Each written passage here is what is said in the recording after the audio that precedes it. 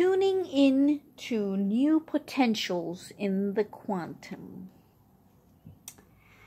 Getting beyond our body, our environment, and time isn't easy, but it's worth it, because once we disconnect from three-dimensional reality, we enter a whole other reality called the quantum, the realm of infinite possibility.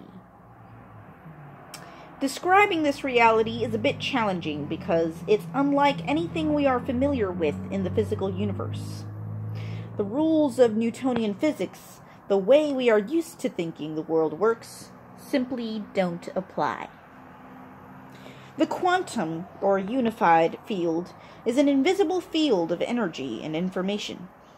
Or you could say a field of intelligence or consciousness that exists beyond space and time.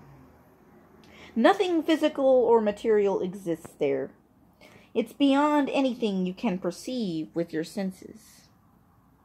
This unified field of energy and information is what governs all the laws of nature. Scientists have been working to quantify this process so we can more fully understand it, and they are discovering more and more all the time.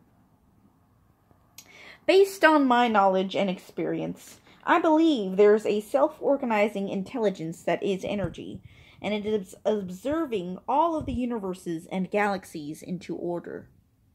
Sometimes people will say to me that this idea seems a bit unscientific. I always answer them with the same question. What happens after an explosion? Order or disorder? Their answer is always that disorder results. Then I ask, so why after the Big Bang, which was the biggest explosion ever, has so much order been created? Some intelligence must be organizing its energy and matter into form and unifying all the forces of nature to create such a masterpiece. That intelligence, that energy, is the quantum or unified field. To give you some idea of what this field is like, imagine taking away all the people and bodies on Earth, all the animals and plants and physical objects, both natural and man-made, all the continents, the oceans, and even the Earth itself. Imagine you could then take away all the planets and moons and stars in our solar system, including our sun. And then imagine taking away all the other solar systems in our galaxy. And then imagine taking away all the galaxies in the universe. There is no air, and there isn't even any light that you can see with your eyes. There is just absolute blackness, the void, the 0-point field. It's important to remember this because when you, as a consciousness in the present moment, unfold into the unified field, you will be in an infinite black space, void of anything physical. Now imagine that not only do you not see anything here, but because you enter this realm without a physical body, you also have no sight with which to see. Nor do you have the capacity to hear, feel, smell, or taste. You have no senses here at all. The only way you can exist in the quantum is as an awareness. Or better said, the only way you can experience this realm is with your awareness, not your senses. And since consciousness is awareness, and awareness is paying attention and noticing, once you are beyond the world of your senses, when you pay attention to the energy of the quantum field, your consciousness is connecting to greater levels of frequency and information. Yet as strange as this may sound, the quantum field is not empty. It's an infinite field filled with frequency or energy, and all frequency carries information. So think of the quantum field as being filled with infinite amounts of energy vibrating beyond the physical world of matter and beyond our senses. Invisible waves of energy available for us to use in creation. What exactly can we create with all this energy, swimming in an infinite sea of potentials? That's up to us because, in short, the quantum field is the state in which all possibilities exist. And as I just said, when we find ourselves in the quantum universe, we exist simply as an awareness or as a consciousness.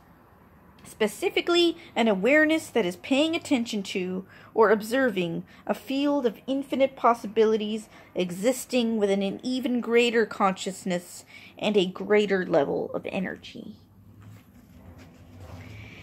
As you enter this endless, vast space as an awareness, there are no bodies, no people, no objects, no places, and no time. Instead, infinite unknown possibilities exist as energy. So, if you find yourself thinking about knowns in your life, you are back in the three-dimensional reality of space and time. But if you can stay in the blackness of the unknown for long enough, it will prepare you to create unknowns in your life. In the previous chapter, when I was instructing you to return to the present moment, I was referring to you stopping yourself from thinking about the predictable future, or from remembering the familiar past, and simply unfolding into this eternal vast space as an awareness. To no longer place your attention on anything or any one material in this three-dimensional reality, like your body, the people in your life, the things you own, the places you go, and time itself. If you do that properly, you are nothing but awareness. That's how you get there. So let's back up a bit and look at how scientists came to discover the quantum universe, which happened when they began studying the subatomic world.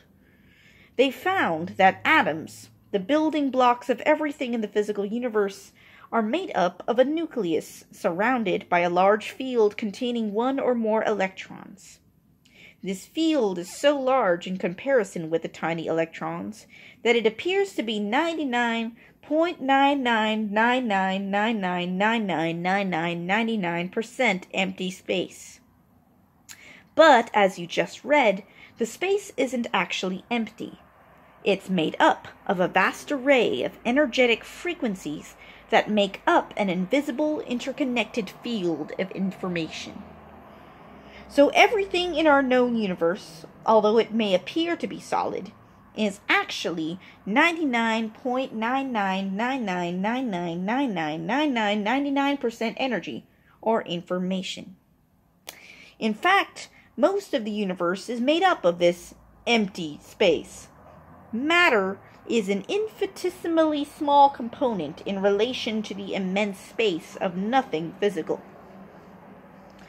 Researchers soon discovered that the electrons that move around in that vast field behave in a completely unpredictable manner.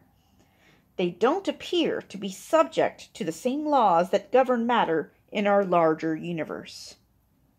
They're here in one moment and then gone the next, and it's impossible to predict where and when the electrons will appear. That's because, as the researchers eventually discovered, the electrons exist simultaneously in an infinite number of possibilities or probabilities. It is only when an observer focuses his or her attention and looks for something material that the invisible field of energy and information collapses into a particle we know as the electron. That is called collapsing the wave function, or a quantum event.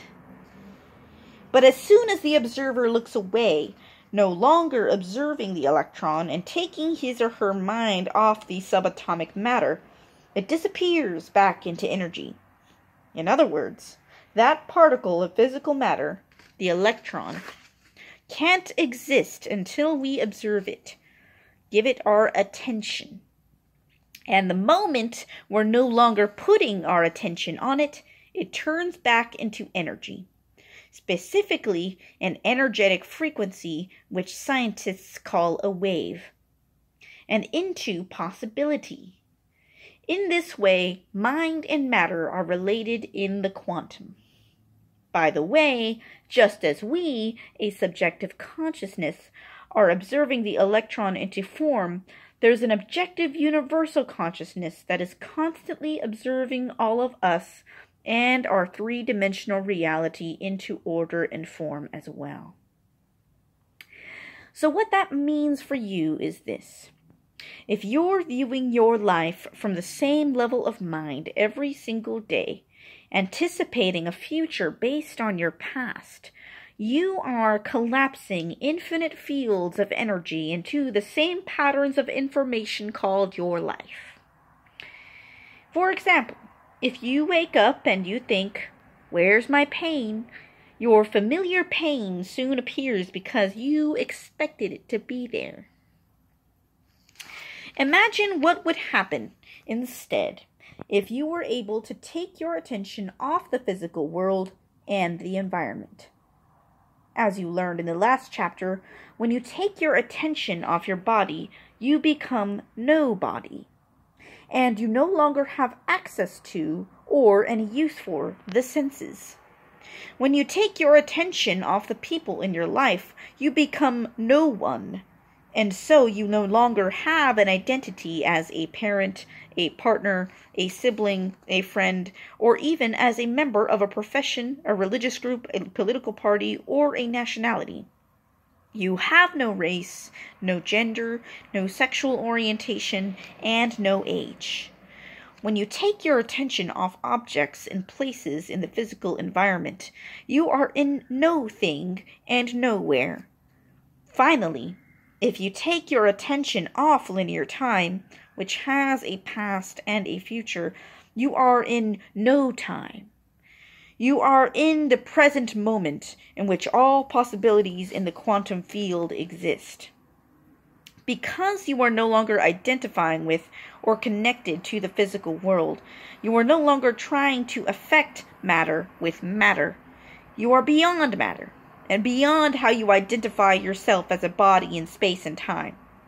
In a very real sense, you are in the immense blackness of the unified field where nothing material exists. That's the direct effect of continuously laboring to get to the present moment that I described in the previous chapter. The moment that happens, you unfold your attention and energy into an unknown field beyond matter where all possibilities exist. A field made up of nothing but invisible frequencies carrying information or consciousness. And just like the quantum scientists who took their attention off the electron only to find that it reverted to energy and possibility, if you were to take your attention off your life, or get beyond the memory of your life should turn into possibility. After all, if you focus on the known, you get the known. If you focus on the unknown, you create a possibility. The longer you can linger in that field of infinite possibilities as an awareness, aware that you are aware in this endless black space, without putting your attention on your body, on things, or on people, places, and time, the longer you invest your energy into the unknown, the more you are going to create a new experience or new possibilities in your life. It's the law.